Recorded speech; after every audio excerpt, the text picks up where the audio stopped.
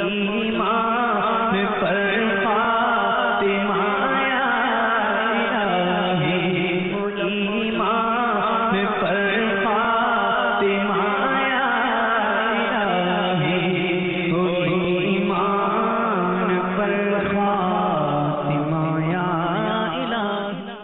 الحمدللہ رب العالمین، الصلاة والسلام علی سید المرسلین، اما بعد فاعوذ باللہ من الشیطان الرجیم، بسم اللہ الرحمن الرحیم۔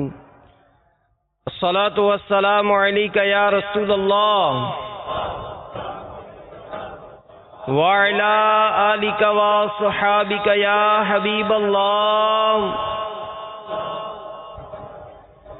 الصلاة والسلام علیک یا نبی اللہ وعلی آلک وصحابک یا نور اللہ۔ فرمان مصطفیٰ صلی اللہ تعالی علیہ وآلہ وسلم، نیت المؤمن خیر من عملہ، مسلمان کی نیت اس کے عمل سے بہتر ہے۔ اللہ کی رضا کے لیے اور ثواب کمانے کے لیے آئیے کچھ اچھی اچھی نیتیں کر لیتے ہیں کہ رضا الہی کے لیے، علم دین حاصل کرنے کے لیے بیان میں شریک رہوں گا۔ تعظیم علم دین کی خاطر جتنا ہو سکا دو زانوں بیٹھ کر خوب کان لگا کر توجہ کے ساتھ بیان سنوں گا۔ جو باتیں سنوں گا اسے یاد رکھوں گا، عمل کروں گا، دوسروں تک پہنچانے کی کوشش کروں گا۔ القول البدی میں ہے، انتقال کے بعد حضرت سیدنا ابو العباس احمد بن منصور علیہ رحمۃ اللہ الغفور کو اہل شیراز میں سے کسی نے خواب میں دیکھا کہ وہ سر پر موتیوں کا تاج سجائے، جنتی لباس میں ملبوس، شیراز کی جامع مسجد کے محراب میں کھڑے ہیں۔ خواب دیکھنے والے نے عرض کی، ما فعل اللہ بکا، اللہ تعالیٰ نے آپ کے ساتھ کیا معاملہ فرمایا؟ فرمایا، الحمدللہ عز وجل میں کثرت سے درود شریف پڑھا کرتا تھا، یہی عمل کام آ گیا کہ اللہ عز وجل نے میری مغفرت فرما دی اور مجھے تاج پہنا کر داخل جنت فرمایا۔ صلو علی الحبیب صلی اللہ تعالی علی محمد وعلی آلہ وصحبہ وبارک وسلم۔ صلاۃ و سلام علیک یا سیدی یا سیدی، یا مکی یا مدنی یا عربی یا قرشی یا ہاشمی یا مطلبی یا رسول اللہ۔ شیخ طریقت امیر اہل سنت اپنی مایہ ناز تصنیف فیضان سنت میں نقل فرماتے ہیں کہ دو بھائی تھے، ایک پرہیزگار دوسرا بدکار۔ جب بدکار مرنے لگا تو پرہیزگار بھائی نے کہا کہ دیکھا، تجھے میں نے بہت سمجھایا مگر تو اپنے گناہوں سے باز نہیں آیا، اب بول تیرا کیا حال ہوگا؟ اس نے جواب دیا کہ بھائی، اگر قیامت کے روز میرا رب عز وجل میرا فیصلہ میری ماں کے سپرد کر دے تو بتاؤ ماں مجھے کہاں بھیجے گی، دوزخ میں یا جنت میں؟ تو پرہیزگار بھائی نے کہا کہ ماں تو واقعی جنت میں ہی بھیجے گی۔ اس پر وہ گناہگار بھائی کہنے لگا کہ میرا رب عز وجل میری ماں سے زیادہ مہربان ہے۔ یہ کہہ کر اس کا انتقال ہو گیا۔ بڑے بھائی نے خواب میں اسے نہایت خوشحال دیکھا، مغفرت کی وجہ پوچھی، کہا مرتے وقت کی اسی بات نے میرے تمام گناہ بخشوا دیے۔ اللہ عز و جل کی اس پر رحمت ہو اور ان کے صدقے ہماری بے حساب مغفرت ہو۔ ہم گناہ گاروں پہ تیری مہربانی چاہیے یا رب، ہم گناہ گاروں پہ تیری مہربانی چاہیے، سب گناہ دھل جائیں، رحمت کا پانی چاہیے۔ صلو علی الحبیب صلی اللہ تعالی علی محمد۔ تو میرے میٹھے میٹھے اور پیارے پیارے اسلامی بھائیوں، مدنی چینل کے ناظرین، اللہ عز و جل کی رحمت اور اس کے فضل و احسان سے خود کو محروم سمجھنا یہ مایوسی ہے، اور اللہ کی رحمت سے مایوس ہو کر گناہوں میں مشغول ہو جانا یہ ناجائز و حرام اور کبیرہ گناہ ہے، اور رحمت الہی عز و جل سے مایوسی بعض صورتوں میں کفر بھی ہے۔ چنانچہ شیخ طریقت امیر اہل سنت بانی دعوت اسلامی حضرت علامہ مولانا ابو بلال محمد الیاس عطار قادری رضوی ضیائی دامت برکاتہم العالیہ اپنی مایہ ناز تصنیف کفریہ کلمات کے بارے میں سوال جواب صفحات 483 پر فرماتے ہیں کہ بعض اوقات مختلف آفات، دنیاوی معاملات یا بیماری کے معالجات و اخراجات وغیرہ کے سلسلے میں آدمی ہمت ہار کر مایوس ہو جاتا ہے، اور اس طرح کی مایوسی یہ کفر نہیں۔ رحمت سے مایوسی کے کفر ہونے کی صورت ہی یہ ہے کہ اللہ عز و جل کو قادر نہ سمجھے، یا اللہ تعالیٰ کو عالم نہ سمجھے، یا اللہ تعالیٰ کو بخیل سمجھے۔ تو میرے میٹھے میٹھے اور پیارے پیارے اسلامی بھائیوں، مدنی چینل کے ناظرین، الحمدللہ ہم مسلمان ہیں، اور مسلمان کا ہر کام اللہ عز و جل اور اس کے پیارے حبیب صلی اللہ علیہ وآلہ وسلم کی خوشنودی کے لیے ہونا چاہیے، مگر افسوس کہ آج ہماری اکثریت نیکی کے راستے سے دور ہوتی جا رہی ہے، اور شاید اسی وجہ سے ہمیں طرح طرح کی پریشانیوں کا سامنا ہے۔ کوئی بیمار ہے، کوئی قرض دار ہے، کوئی گھریلو ناچاکیوں کا شکار ہے، کوئی تنگ دست و بے روزگار ہے، کوئی اولاد کا طلبگار ہے، تو کوئی نافرمان اولاد کی وجہ سے بیزار ہے۔ تو الغرض ہر ایک کسی نہ کسی مصیبت میں گرفتار ہے۔ اللہ عز و جل پارہ 25 سورۃ الشورى آیت نمبر 30 میں ارشاد فرماتا ہے وَمَا أَصَابَكُم مِّن مُّصِيبَةٍ فَبِمَا كَسَبَتْ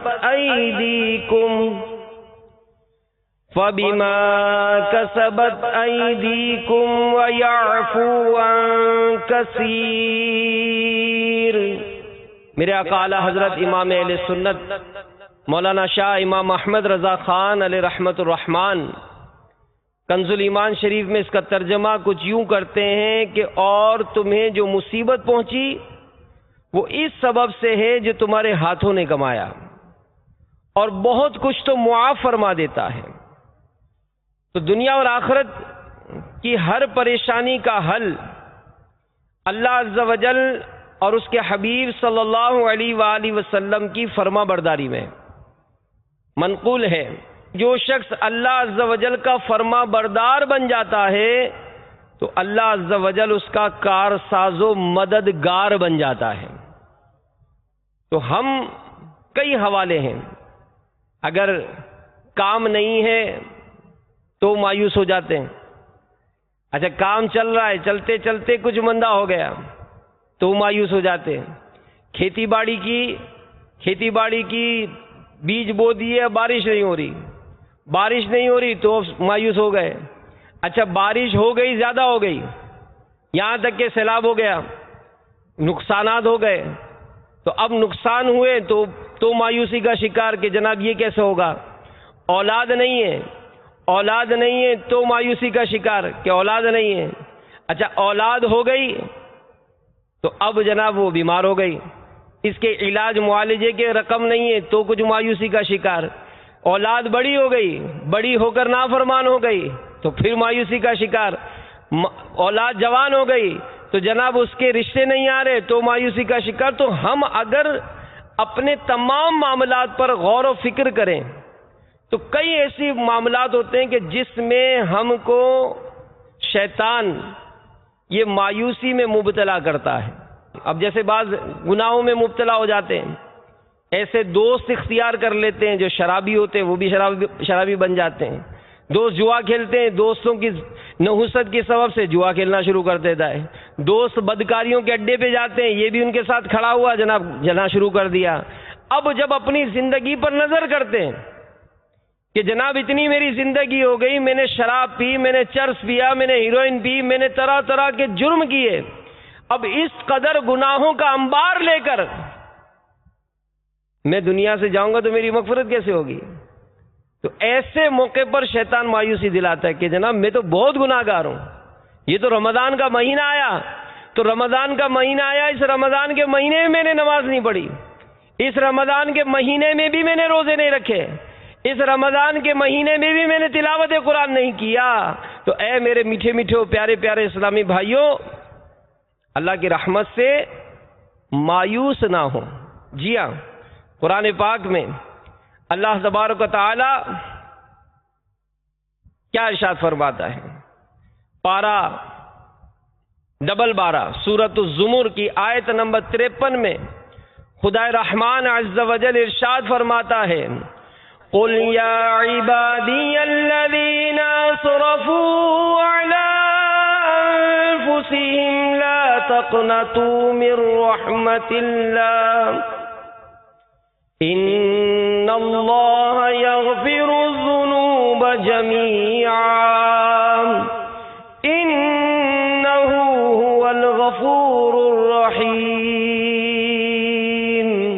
تم فرماؤ، کنز ایمان میں ترجمہ ہے، تم فرماؤ اے میرے وہ بندو جنہوں نے اپنی جانوں پر زیادتی کی، اللہ کی رحمت سے نا امید نہ ہو، بے شک اللہ عز و جل سب گناہ بخش دیتا ہے، بے شک وہی بخشنے والا مہربان ہے۔ تو ہم اللہ عز و جل کی رحمت سے امید رکھیں کہ اللہ کرم فرما دے اور اس کی رحمت کے صدقے ہم سے کوئی ایسا عمل ہو جائے، کوئی ایسا جملہ اللہ کی رحمت سے امید رکھتے ہوئے ہماری زبان سے نکل جائے، جیسے وہ گناہگار کہ مرتے مرتے اپنے بھائی سے کہنے لگا کہ میری ماں کو اگر یہ اختیار دیا جائے کہ میری ماں مجھے جنت میں بھیجے گی دوزخ میں بھیجے گی تو بتاؤ میری ماں مجھے کہاں بھیجے گی؟ تو بھائی نے کہا ماں تو جنت میں بھیجے گی۔ تو اس نے بھی سن رکھا تھا کہ رب عز و جل ماں سے زیادہ مہربان ہے، تو بس اس کا یہ اللہ تعالیٰ سے اعتقاد رکھنا، اللہ کی رحمت سے امید رکھنا، یہی جملہ اس کی بخشش کا ذریعہ بن گیا۔ میرے میٹھے میٹھے اسلامی بھائیوں، اس ایک جملے نے اس گناہگار کا بیڑا پار کر دیا۔ تو اس طرح ہلاکت کی مثال بھی ہے کہ اگر زبان سے صریح کفر بک دے، توبہ کیے بغیر مر جائے تو ہمیشہ کے لیے جہنم اس کا مقدر ہے۔ ہلاکت سے خود کو بچانے اور مغفرت پانے کا بہترین ذریعہ دعوت اسلامی، کہ دعوت اسلامی کے مدنی ماحول سے وابستہ رہیں گے تو انشاءاللہ عز و جل دنیا اور آخرت کی بے شمار برکتیں ملیں گی۔ تو بہرحال حالات ہمارے سامنے ہیں، کیا رمضان ہو کیا رمضان کے علاوہ ہو، گناہوں کا بازار گرم ہے، نماز قضا ہوتی جا رہی ہیں، برے دوستوں کی صحبت چھوٹتی نہیں ہے۔ سنیے، اللہ کی رحمت سے امید رکھیے، آ جائیے توبہ کر لیجئے۔ الحمدللہ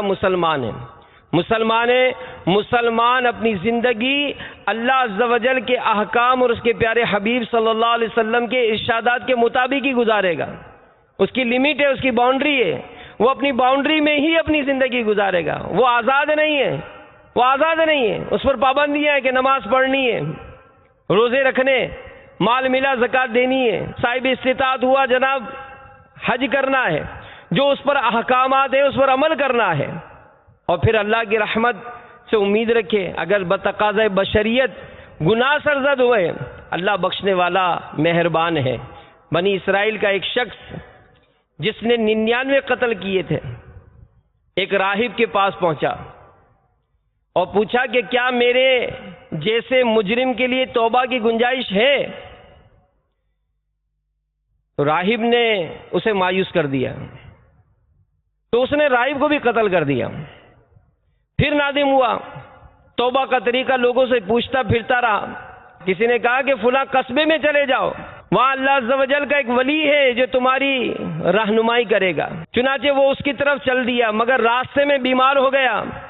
جب قریب المرگ ہوا تو اس نے اپنا سینہ اس قصبے کی طرف کر دیا اور فوت ہو گیا۔ اب اس کو لے جانے کے لیے رحمت و عذاب کے فرشتوں میں اختلاف ہوا۔ اللہ عز و جل نے میت اور قصبے کے درمیان والے حصے زمین کو سمٹ کر میت کے قریب ہو جانے کا حکم دیا، اور جدھر سے چلا تھا اور جہاں پہنچ کر فوت ہوا تھا اس درمیانی فاصلے کو مزید طویل ہو جانے کا حکم دیا۔ پھر پیمائش کا حکم دیا، تو وہ جس قصبے کی طرف جا رہا تھا اس سے ایک بالش قریب پایا گیا، اور اللہ عز و جل نے اس کی مغفرت فرما دی۔ تو میرے میٹھے میٹھے اسلامی بھائیوں، اے مدنی چینل کے ناظرین، معلوم ہوا کہ اولیاء کرام رحمہم اللہ تعالی کی بارگاہ میں حاضری اور ان کی بستی کی تعظیم کرتے ہوئے اس کو اپنی روح کا قبلہ بنانا انتہائی پسندیدہ عمل ہے۔ بس اللہ عز و جل کی رحمت پر جھوم جائیے کہ جو پروردگار عز و جل 100 آدمیوں کے قاتل کو محض اپنی رحمت سے بخش دے۔ اگر سنتوں کی تربیت کے لیے عاشقان رسول کے مدنی قافلوں میں سفر کی نیت کرنے والے کسی خوش نصیب نوجوان پر مہربان ہو جائے تو یہ بھی اس کی رحمت ہی رحمت ہے۔ تو بہرحال میرے میٹھے میٹھے و پیارے پیارے اسلامی بھائیوں، اللہ کی رحمت سے مایوس نہیں ہونا۔ جی ہاں، قرآن پاک میں ایک اور مقام پر رب تعالی ارشاد فرماتا ہے وَمَن يَقْنَطُ مِن رَحْمَتِي رَبِّهِ إِلَّا الضَّالُّونَ۔ ترجمہ کنز ایمان، اپنے رب کی رحمت سے کون نا امید ہو مگر وہی جو گمراہ ہوئے۔ اور پارہ 13 سورہ یوسف آیت نمبر 87 میں اللہ تبارک و تعالی ارشاد فرماتا ہے، ترجمہ کنز ایمان، اللہ کی رحمت سے نا امید نہ ہو، بے شک اللہ کی رحمت سے نا امید نہیں ہوتے مگر کافر لوگ۔ اور احادیث مبارکہ میں بھی اللہ عز و جل کی رحمت سے مایوسی اس کی ممانعت کی گئی۔ چنانچہ حضور سید المبلغین رحمت للعالمین صلی اللہ تعالی علیہ وآلہ وسلم سے سوال کیا گیا کہ کبیرہ گناہ کون سے ہیں؟ تو آپ صلی اللہ علیہ وآلہ وسلم نے ارشاد فرمایا کہ اللہ عز و جل کے ساتھ کسی کو شریک کرنا، اس کی رحمت سے مایوس ہونا اور اس کی خفیہ تدبیر سے بے خوف رہنا، یہی سب سے بڑا گناہ ہے۔ تو میرے میٹھے میٹھے و پیارے پیارے اسلامی بھائیوں، اللہ کی رحمت سے مایوس نہ ہوں اور نہ کسی کو مایوس کریں۔ بعض اوقات گناہوں میں مبتلا ہوتے ہیں، اب کوئی سمجھانا چاہتا بھی ہے تو اس کو سمجھانا نہیں آتا، اور اس کو بجائے اللہ کی رحمت سے پر امید کرے، اس کے گناہوں کو دیکھ کے کہے گا تیری کہاں بخشش ہوگی، تو جہنم میں جائے گا۔ نہیں نہیں، اللہ کی رحمت بہت وسیع ہے۔ نہ جانے اس کی توبہ، اس کا رونا، اس کا گڑ گڑانا رب کو یہی پسند آ جائے۔ ہو سکتا ہے کہ کسی اجتماع میں ایسا شخص روئے اپنے گناہوں سے، اس کا وہ رونا نہ صرف اس کی بلکہ تمام شرکاء اجتماع کی مغفرت کا ذریعہ بن سکتا ہے۔ جی ہاں، ایسے کئی واقعات ہیں کہ ایک گناہ گار رویا، اس کے رونا رب تعالیٰ کو اتنا پسند آیا کہ اس کے صدقے سارے شرکاء اجتماع کی مغفرت ہو گئی۔ زید بن اسلم رضی اللہ تعالی عنہ سے مروی ہے کہ پہلی امتوں میں ایک شخص کثرت عبادت سے اپنے نفس پر سختی کرتا اور لوگوں کو رحمت الہی سے مایوس کرتا۔ جب اس کا انتقال ہوا تو کسی نے خواب میں دیکھا کہ وہ اللہ عز و جل کی بارگاہ میں حاضر ہے، عرض کر رہا ہے کہ اے میرے رب عز و جل، میرے لیے تیری بارگاہ میں کیا اجر ہے؟ تو بارگاہ خداوندی عز و جل سے جواب ملا آگ۔ اس نے عرض کی یا اللہ میری عبادت اور ریاضت کہاں گئی؟ ارشاد فرمایا تو دنیا میں لوگوں کو میری رحمت سے مایوس کرتا تھا، آج میں تجھے اپنی رحمت سے مایوس کر دوں گا۔ تو اللہ کی رحمت یہ قیمت طلب نہیں کرتی، اللہ کی رحمت تو بہانہ تلاش کرتی ہے، بہانہ تلاش کرتی ہے۔ تو بہرحال میرے میٹھے میٹھے پیارے پیارے اسلامی بھائیوں، رحمت کا تذکرہ چلا ہے تو کچھ مزید آپ کو مدنی پھول عرض کرتا ہوں کہ بعض نادان ایسے بھی ہوتے ہیں جو یہ کہتے ہیں کہ جنت میں صرف نیکیوں کے ذریعے ہی داخلہ ملے گا اور جو گناہ کرے گا وہ لازمی طور پر جہنم میں جائے گا۔ رحمت سے بخشے جانے کی بات ہماری سمجھ میں نہیں آتی۔ تو جیسے میں نے شروع میں آیت تلاوت کی، پارہ ڈبل 12 سورہ زمر، کہ تم فرماؤ اے میرے وہ بندو جنہوں نے نافرمانیوں کے ذریعے اپنی جانوں پر زیادتی کی، اللہ کی رحمت سے نا امید نہ ہو، بے شک اللہ عز و جل سب گناہ بخش دیتا ہے، بے شک وہی بخشنے والا مہربان ہے۔ تو کوئی آگے تو بڑھے، کوئی آئے تو صحیح، کوئی نیکی کے راستے پر چلنے کی ہمت تو باندھے۔ جی ہاں، دعوت اسلامی کے مدنی ماحول میں تو ایسی کئی مثالیں۔ چند سال پہلے باب الاسلام سندھ کے ایک گاؤں میں ایک غیر مسلم نوجوان کلمہ پڑھ کر مسلمان ہو گیا۔ اب نیا مسلمان تھا تو اسلامی بھائی نے بڑی شفقت دی، مدرسۃ المدینہ بالغان میں ان کو داخلہ دلوایا، بڑے جذبے کے ساتھ انہوں نے قرآن پاک سیکھنا شروع کیا، یہاں تک کہ جامعۃ المدینہ میں عالم کورس میں داخلے شروع ہونے لگے۔ تو کسی اسلامی بھائی نے اس کا ذہن بنایا کہ یار اگر آپ جامعۃ المدینہ میں داخلہ لے لو تو، اب چونکہ نیا نیا مسلمان ہوا تھا، دین سیکھنے کا جذبہ بھی تھا، اس نو مسلم نے داخلہ لے لیا جامعۃ المدینہ میں۔ میرے میٹھے میٹھے اسلامی بھائیوں، مدنی چینل کے ناظرین، آج وہ نوجوان عالم دین ہے۔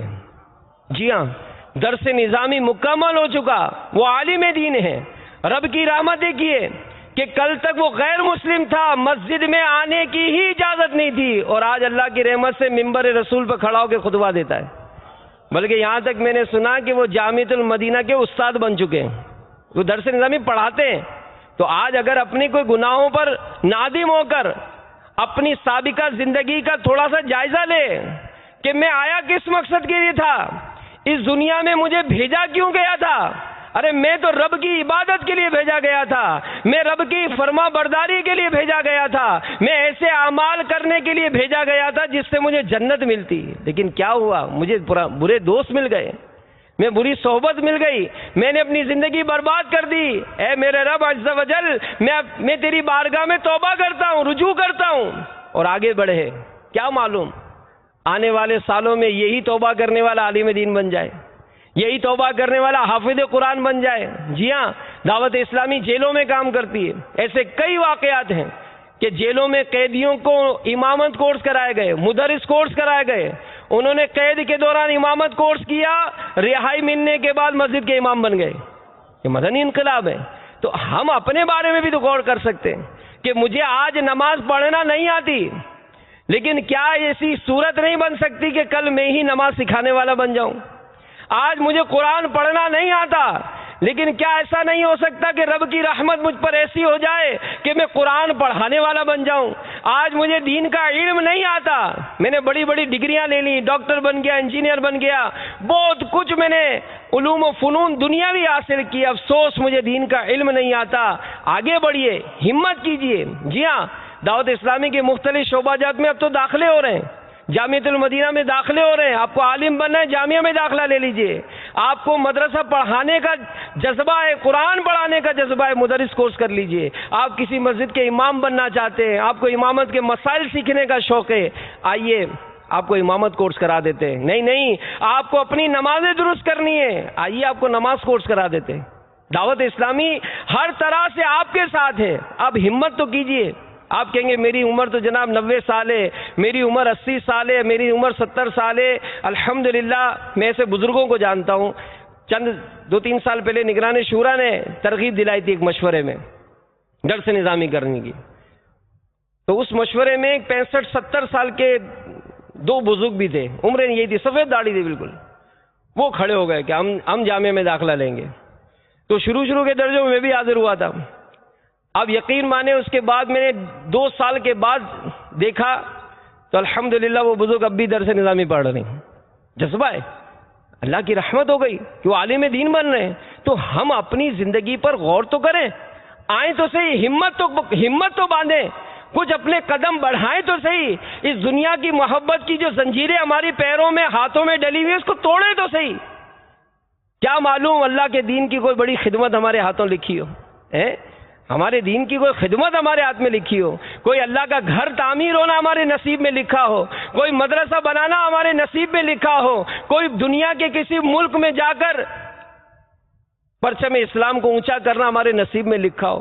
ہمت تو کریں, ہمت باندھے تو صحیح, ورنہ پھر یہی ہوتا ہے یار زندگی گزر گئی اب کیا ہوگا. نہیں میرے میٹھے میٹھے اسلامی بھائیوں, کوئی نہ کوئی ایسا آسرا اگر اپنا باندھ لیتے ہیں تو کوئی نہ کوئی بخشش کا ذریعہ بن جائے.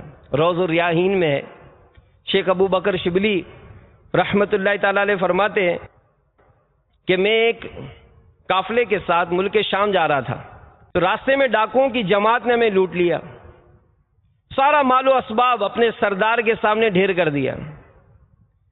تو سامان میں شکر اور بادام کی تھیلی نکلی, تو سارے ڈاکوؤں نے نکال کر کھانا شروع کر دیا, مگر ان کے سردار نے کچھ بھی نہیں کھایا. تو میں نے ان سے پوچھا کہ سب کھا رہے ہیں, تم کیوں نہیں کھا رہے؟ تو اس نے کہا میں روزے سے ہوں.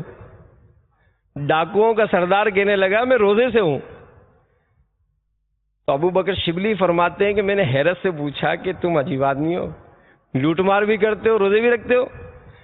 سردار بولا کہ اللہ سے سلو کے لیے بھی تو کوئی راہ باقی رکھنی چاہیے, اللہ سے سلو کے لیے کوئی راہ باقی رکھنی چاہیے نا. تو شیخ شبلی فرماتے ہیں کہ کچھ عرصے کے بعد اسی ڈاکوؤں کے سردار کو احرام کی حالت میں طواف خانہ کعبہ کرتے دیکھا. تو اس کے چہرے پر عبادت کا نور تھا, مجاہدات نے اسے کمزور کر دیا تھا. تو میں نے تعجب کے ساتھ پوچھا کہ کیا تم وہی شخص نہیں, وہی ڈاکوؤں کے سردار نہیں؟ وہ بولا جی ہاں میں وہی ہوں. اور سنیے کہ اسی روزے نے اللہ عز و جل کے ساتھ میری سلو کروا دی. اللہ کی رحمت سے امید کر کے آگے تو بڑھیں. ارے اپنے سر کو رب کی بارگاہ میں جھکا کر تو دیکھیں کیسی برکتیں ملتی ہیں. ہم دنیا کو کہتے ہیں میرے یہ دکھ ہے, میری یہ پریشانی ہے, جناب مجھے یہ تکلیف ہے, میرا کاروبار نہیں ہے, میرے بچے نہیں ہیں, میرے بچے بیمار ہیں, میرے بچوں کے رشتے نہیں آتے. ارے رب کی بارگاہ میں کبھی رات کے اندھیرے میں اٹھ کر ہاتھ تو اٹھا کر دیکھیں کیسے بگڑیاں بن جاتی ہیں. ایسا مقام نصیب ہوتا ہے کہ وہ خود اپنے لیے تو کیا وہ کسی اور کے لیے دعا کرے گا, اللہ اس کے صدقے اس کا بھی بیڑا پار کر دے گا. تو بہرحال میرے میٹھے میٹھے پیارے پیارے اسلامی بھائیوں, یہ روزے رکھنے کا جو ایک مدنی بہار ہم نے سنی, الحمدللہ امیر اہل سنت ہمیں ہر پیر شریف کو روزہ رکھنے کا جذبہ دلاتے ہیں کہ پیر شریف کو روزہ رکھنا سنت ہے.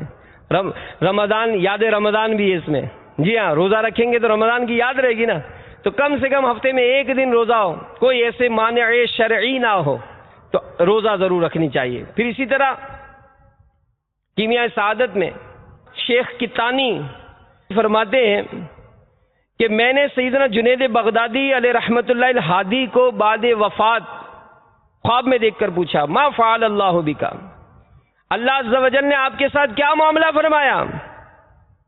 فرمایا میری عبادتیں ریاضتیں کام نہ آئیں, میری عبادتیں ریاضتیں کام نہ آئیں, البتہ رات کو اٹھ کر جو 2 رکعت تہجد پڑھ لیا کرتا تھا اسی کے سبب مغفرت ہو گئی. اب ہمارے لیے تہجد مشکل ہے؟ نہیں, صرف ذہن بنانے کی بات ہے, ذہن بنانے کی بات ہے. میں نے ایک مرتبہ کسی ڈرائیور سے پوچھا تھا جو بچوں کو چھوڑنے جاتے ہیں, تو میں نے ان سے پوچھا کہ یار آپ اٹھتے کیسے؟ کیونکہ ان کے ٹائمنگ بڑے فکس ہوتے ہیں نا, کہ ان کو ایک گھنٹے کے اندر مثال 25 بچوں کو اٹھانا ہے اور 8 بجے سے پہلے اس کو وہاں چھوڑنا ہے. تو بعض اوقات وہ رات کی ڈرائیوری بھی کرتے ہیں, شادیوں میں جانا تو 2-3 بجے واپس آتے ہیں. تو میں نے ان سے پوچھا, میں نے کہا آپ اٹھتے کیسے ہو؟ اٹھ جاتا ہوں. میں کہا کتنے الارم لگاتے ہو؟ کہ کوئی الارم نہیں لگاتا، اٹھ جاتا ہوں۔ اب کام کا جب جنون ہوتا ہے، کام کا جب شوق ہوتا ہے، آپ دودھ والوں کو پوچھیں کیسے اٹھتے ہیں، آپ اخبار والوں کو پوچھیں کیسے اٹھتے ہیں، آپ سبزی بیچنے والوں کو پوچھیں کیسے اٹھتے ہیں، ہر ایک کا کام ہے، جب کام ہے تو ان کو کوئی الارم نہیں جگاتا ہے، وہ خود اٹھتے ہیں۔ لیکن ہمیں اگر تہجد کے لیے اٹھنا ہو تو، ہمیں اگر فجر کے لیے اٹھنا ہو تو سستیاں ہوتی ہیں۔ تو مین چیز لگاؤ، جب لگاؤ ہوگا کسی چیز سے، اور اس کی ترکیب کیسے بنتی ہے؟ امیر اہل سنت فرماتے ہیں کہ اس کے فضائل پر غور کریں۔ نماز تہجد پڑھنی ہے، تہجد گزار بننا ہے تو تہجد کے فضائل پڑھیے کہ میرے آقا صلی اللہ تعالی علیہ وآلہ وسلم پر تہجد فرض تھی۔ اور پھر یہاں پر ایک اور آخر میں ضرور بات عرض کروں گا کہ اگر رحمت کی جب باتیں ہوتی ہیں تو اس کا کوئی یہ مطلب نہ سمجھے کہ چونکہ اب اللہ کی رحمت بہت بڑی ہے، نمازیں چھوڑ دو، رمضان کے روزے بھی مت رکھو، ٹی وی انٹرنیٹ پر جو چاہیے فلمیں ڈرامے دیکھیں، خوب بدنگاہی کریں، اللہ کی رحمت بہت بڑی ہے، ماں باپ کو بھی ستائیں، گالیاں بکیں، کثرت سے جھوٹ بولیں، مسلمان کی خوب غیبتیں کریں، بد اخلاقی کے سابقہ سارے ریکارڈ توڑ دیں، اللہ کی رحمت بہت بڑی ہے۔ سنتوں پر کیا عمل کرنا، کیا داڑھی رکھنا، کیا امامہ سجانا، اللہ کی رحمت بہت بڑی ہے۔ شراب پئیں، جوا کھیلیں، منشیات کا اڈا ہی کھول دیں، جو گناہ نہیں کیے وہ بھی کر ڈالیں کہ اللہ کی رحمت بہت بڑی ہے۔ تو میٹھے میٹھے اسلامی بھائیوں، اللہ عز و جل آپ کو مجھ پر اپنا خوب فضل و احسان فرمائے، بے حساب بخشے، اس طرح شیطان کہیں کان پکڑوا کر اپنی اطاعت میں نہ لگا دے۔ یاد رکھیے، جہاں اللہ عز و جل رحیم و کریم ہے وہاں جبار و قہار بھی ہے، جہاں وہ نکتہ نواز ہے وہاں بے نیاز بھی ہے۔ اگر اس نے کسی چھوٹے سے گناہ پر گریز فرما لی تو کہیں کے نہ رہیں گے۔ خبردار خبردار خبردار، یہ طے ہے کہ کچھ نہ کچھ مسلمان اپنے گناہوں کے سبب جہنم میں داخل ہوں گے۔ اور فاروق اعظم رضی اللہ تعالیٰ عنہ کی مدنی سوچ، سبحان اللہ، کیسی مدنی سوچ تھی۔ آپ فرماتے ہیں کہ اگر اللہ عز و جل سب بندوں میں سے صرف ایک کو داخل جہنم فرمائے تو میں خوف کروں گا کہ کہیں ایسا نہ ہو کہ جہنم میں داخل ہونے والا وہ ایک بندہ میں ہی ہوں، اور اگر اللہ عز و جل سوائے ایک کے سب کو جہنم میں داخل فرمانے والا ہو تو میں امید کروں گا کہ جہنم سے وہ بچنے والا میں ہوں گا۔ یعنی خوف اور امید کے درمیان رہنا ہے۔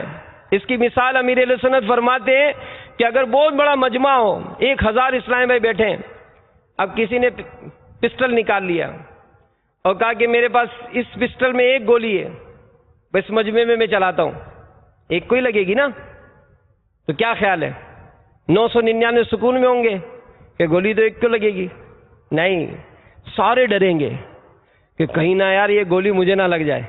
امیر علیہ سمجھا رہے ہیں کہ خوف رکھیں، خوف رکھیں، اللہ بے نیاز ہے، گناہوں سے بچنا ہے، رب تعالیٰ کی فرما برداری میں اپنی زندگی گزارنی ہے۔ اور یہی دعوت اسلامی ہمیں مدنی سوچ دیتی ہے، پیغام دیتی ہے کہ خود گناہوں سے بچنا ہے، دوسروں کو بچانا ہے، خود نیکیاں کرنی ہے، دوسروں کو نیکی کے کاموں میں شامل کرانا ہے۔ اور اس کے لیے امیر اہل سنت نے ہمیں مدنی مقصد عطا فرمایا کہ ہمارا مدنی مقصد کیا ہے؟ مجھے اپنی اور ساری دنیا کے لوگوں کی اصلاح کی کوشش کرنی ہے انشاءاللہ عز و جل۔ تو اچھے دوستوں کے ساتھ رہیں گے، اچھی صحبت میں رہیں گے، انشاءاللہ اس کی برکتیں ملیں گی، علم دین حاصل کریں گے۔ جب جہالت دور ہوگی، علم کا نور ہوگا تو اللہ کی رحمت سے اور امید بندھے گی، رب کی رحمت سے اور امید بندھے گی کہ میرا رب عز و جل بخشنے والا مہربان ہے۔ اور پھر اسی علم کے ذریعے یہ بھی ڈر ہوگا کہ کہیں ایسا نہ ہو رب تعالیٰ کسی گناہ پر گریز فرما لے، میرے گناہوں پر میری پکڑ ہو جائے، تو اللہ ہمیشہ ہم سے راضی ہو جائے اور ہم کو اپنی رحمت کے سائے میں جگہ عطا فرمائے۔ دنیا میں بھی اللہ ہماری مشکلات کو، معاملات کو آسان فرمائے، مشکلات بھی دور ہو جائیں، گھر کی تمام پریشانیاں، مصیبتیں، آزمائشیں سب دور ہوں۔ اللہ ذہنی قلبی سکون یہ ہمارا مقدر بنائے۔ مسلمان جہاں کہیں بھی آزمائش میں ہیں، پریشان ہیں، اللہ سب کی پریشانیاں دور فرمائے، عالم اسلام پر اپنی خاص رحمت کی نظر فرمائے، آمین بجاہ النبی الامین صلی اللہ تعالی علیہ وآلہ وسلم۔ ایمان پر